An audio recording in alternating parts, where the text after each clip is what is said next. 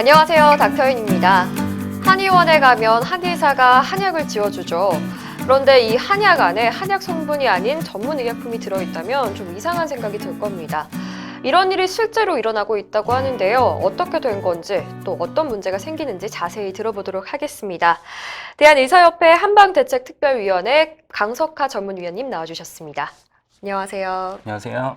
한약을 만들 때요, 이 한방 재료가 아닌 전문 의약품을 사용한다. 이래도 되는 걸까요? 의료법상 한의사는 한방 의료행위만 하도록 허용이 되고 있기 때문에 한의사는 한방 원리에 의한 한약 제제가 아닌 의약품을 사용하면은 무면허 의료행위로 처벌을 받습니다. 네. 그리고 흔히들 양약이라는 표현을 사용하는데 저는 이게 의미상 옳지는 않다고 봅니다. 한약, 양약 지역적 구도가 아니기 때문에 현대의약품이라는 표현이 더 적절하다고 저는 생각을 하는데, 현대의약품은 과학적 연구를 바탕으로 3단계 임상시험 검증을 통과해 허가받았다는 점이 한약이나 한약제제와 가장 큰 차이라고 말씀드릴 수 있습니다. 일단 한약의 전문 의약품을 사용하는 것은 명백한 불법이다라고 말씀하셨는데요. 이런 경우가 실제로 많이 일어나고 있나요? 통풍 한약에 스테로이드를 섞어 넣었다가 적발된 사례가 있었고요. 가장 유명한 사례로 약이 섞여 있는 당뇨 치료 한약이 12년 동안이나 팔리다가 적발된 그런 사례도 있었습니다. 네. 빙산의 일각이라고 그렇게 보고 있습니다. 왜냐하면 작년 10월에 더불어민주당 윤일교 의원실에서 발표를 했는데 전국 한의원 중에 13%에 달하는 1,800개가 넘는 한의원에 마약, 스테로이드, 항생제, 국소마취제 같은 전문의약품이 7만 개 이상이 유통됐다고 발표하고 국정감사에서 문제를 제기한 적이 있습니다. 네. 불법인 걸 알면서도 한의사들이 이렇게까지 사용하는 이유가 있을까요?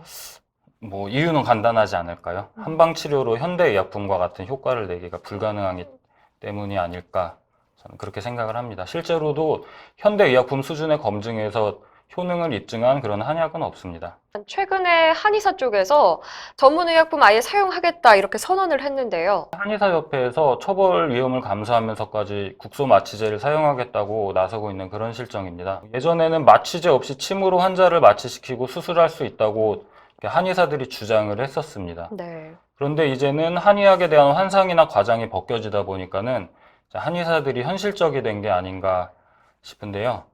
한약이나 약침이나 침 같은 어떤 방법을 써도 리도카인만큼의 효과를 낼 수가 없다고 인정을 한 게 아닌가, 그렇게 볼 수도 있을 것 같습니다. 네. 한의학에 대한 환상이 벗겨져서 한의사들이 현실적이게 됐다. 예, 어떤 의미입니까? 통풍 한약이나 당뇨 한약 이런 데 현대의약품을 섞어 넣으면은 환자들이 효과를 대단하다고 여기고 비싼 값을 지불합니다. 네. 올해 적발된 통풍 한약 한 포에는 스테로이드가 약 15원어치 정도 들어 있었습니다. 그게 상당히 비쌌겠죠, 한약이니까. 그리고 한의사들이 리도카인뿐만 아니라 다른 현대의약품 사용도 요구를 하고 있는데, 아무래도 한의사들이 한의학의 한계를 잘 알다 보니까는 국민들이 한의학의 실체를 알면 알수록 한의학의 설 자리가 좁아지니까는 탈출구를 이제 찾을 때가 됐다고 생각하는 것 같습니다. 네. 예전에 저희가 진행한 설문조사들에서 국민들 대부분이 한약도 현대의약품과 마찬가지로 검증을 거쳐서 사용한다고 그렇게 잘못 알고 계셨습니다. 네. 사실 전혀 그렇지가 않거든요. 이런 분들이 사실을 알게 되면은 한의원을 찾는 일이 더욱 줄어들 수밖에 없겠죠. 네. 지금 적발된 사건들은 빙산의 일각이고 현대의약품을 몰래 사용하는 한의원이 적지 않을 것 같습니다.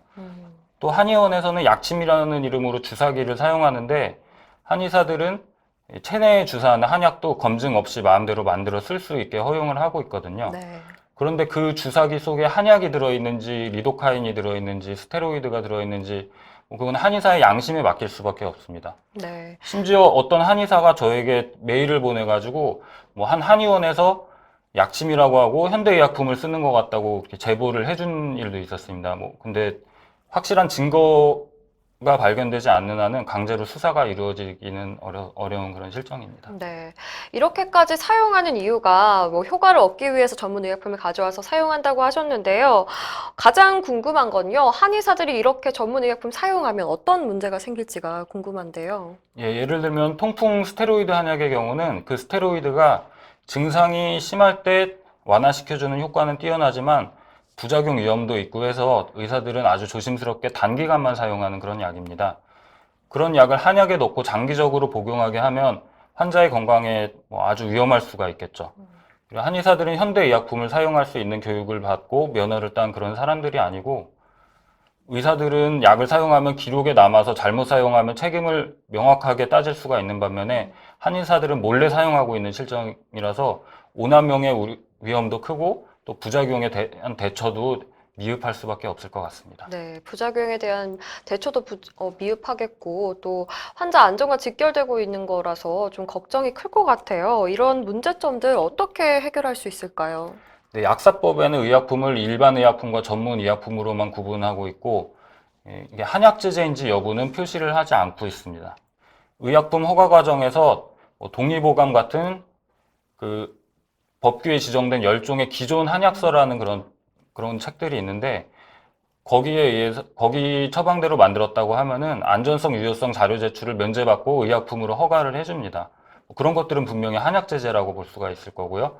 또 중국이나 일본에서 사용되는 한약제제를 근거로 허가된 그런 의약품들도 한약제제라고 할 수가 있겠죠. 네. 그래서 의약품 허가 당시 자료를 보면은 한약제제인지 여부를 뭐 확실히 판단할 수가 있는데, 이런 한약제제를 표시하는 체계를 의무화해서 표시가 될 수 있도록 약사법을 개정을 해야지 한의원에 한약제제가 아닌 현대의약품이 들어가는 일을 막을 수 있을 것 같습니다. 네, 한약 제제를 명확하게 구별할 수 있는 그런 제도적인 장치도 필요한 것 같습니다.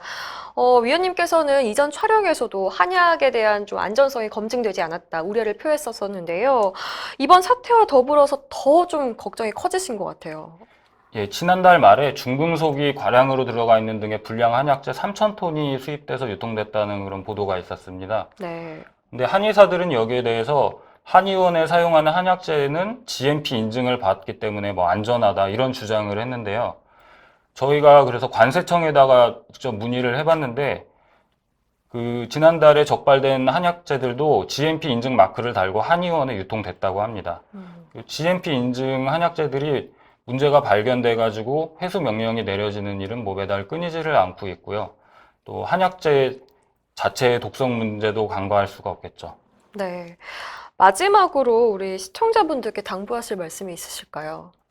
네, 한약의 문제점은 검증이 안 됐다는 점, 그리고 한약재 자체의 독성, 중금속 등의 유해물질, 몰래 섞였을지 모르는 전문 의약품 등 여러 가지가 있습니다.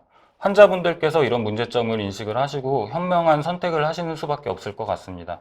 특히 한의사들이 현대의학으로 못 고치는 난치병을 치료할 수 있다고까지 주장을 하는데, 뭐 그런 한의사들 쓰는 한약을 몰래 사용하는 의사들은 없습니다. 반면에 한의사들은 의사들이 쓰는 약을 몰래 쓰는 경우가 계속 드러나고 있죠. 이게 어떤 의미인지를 생각해 보시고 효과와 안전성이 검증된 약을 사용하는 전문가를 찾으시면 좋겠습니다. 네, 오늘 말씀 고맙습니다. 감사합니다. 네, 지금까지 한약에 전문 의약품을 넣었을 때 또 어떻게 이런 일이 생기게 됐고 어떤 문제점이 발생한지를 들어봤습니다. 저희가 이 몸에 좋으려고 먹는 한약이 안정성이 의심스럽고 또 독성이 있을 수도 있다. 이런 얘기를 들어보니까 저희가 참 주의를 해야 될 것 같은데요. 좀 제대로 알고 또 전문가에게 직접 상의할 수 있으면 좋을 것 같습니다. 저희가 준비한 내용 여기까지입니다. 오늘도 시청해 주셔서 고맙습니다.